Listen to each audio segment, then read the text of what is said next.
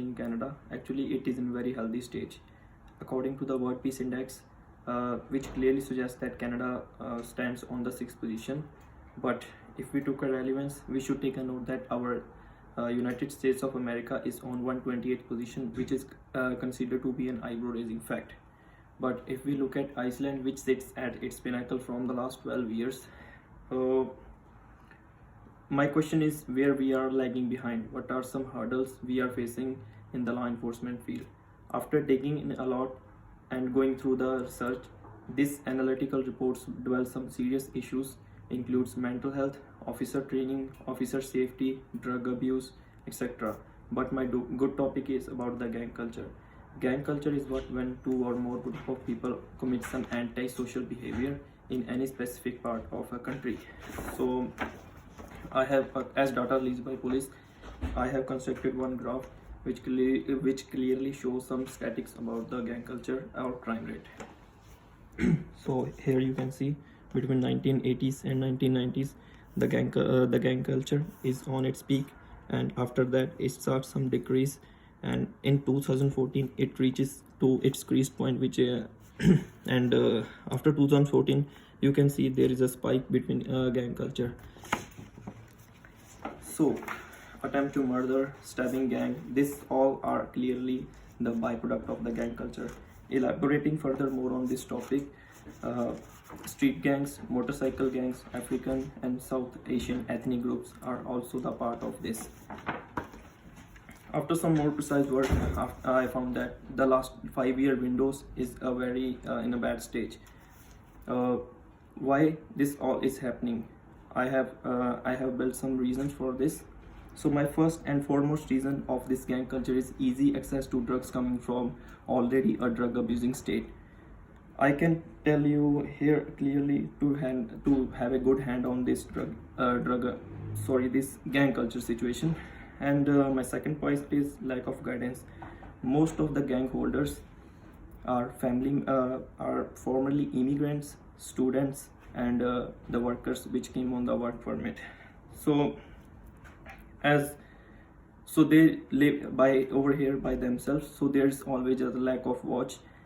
And my third point is inherited living style.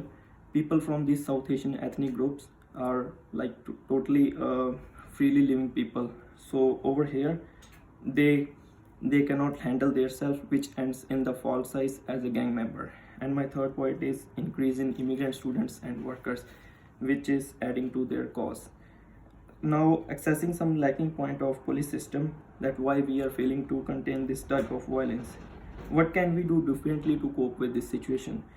So here are some points which can be seen as a solution. First point, number of police personnel needs to be increased. In Canada, according to the suggested report, there are about 65,000 police workers working in the active police system. This number is lowest from the last 12 years. So over here, as Canada is the most favorite destination for students, immigrants, and visitors, so over here Canada is full of diversity.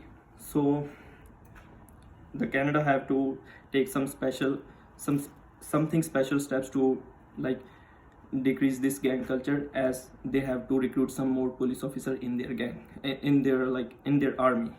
So and the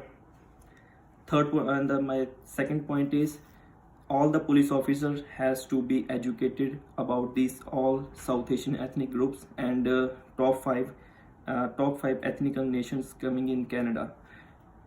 Why I said this? Because the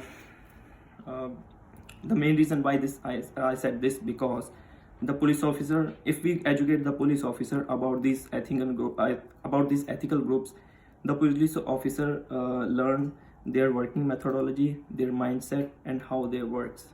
So this could be the good solution for all this. From the last 10 years, Canada's population is increasing day by day, because all of the immigrants came to the Canada. So in a nutshell, I must recognize the good work done by the Canadian police, but if we see the deep picture of this Canadian army and Canadian police, there is a lot to be achieved yet.